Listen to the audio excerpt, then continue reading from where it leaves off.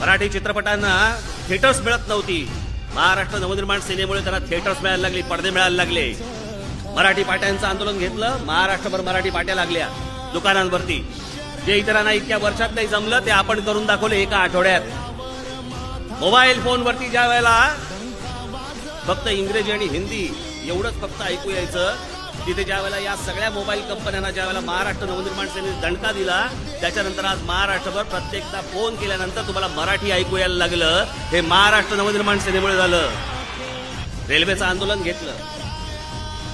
या रेल्वेच्या आंदोलनामध्ये पहिल्यांदा केंद्र सरकारला त्यावेळेला ममता बॅनर्जी रेल्वे मंत्री असताना त्यांना सांगावं लागलं की नाही, राज्यांमध्ये तिथल्या पहिल्यांदा 50% स्थानिकांना रेल्वेमध्ये नोकऱ्या मिळाल्या पाहिजेत आणि तिथल्या परीक्षा ह्या स्थानिक भाषेमध्ये झाल्या पाहिजेत. हे आपलं यश आहे, आपलं.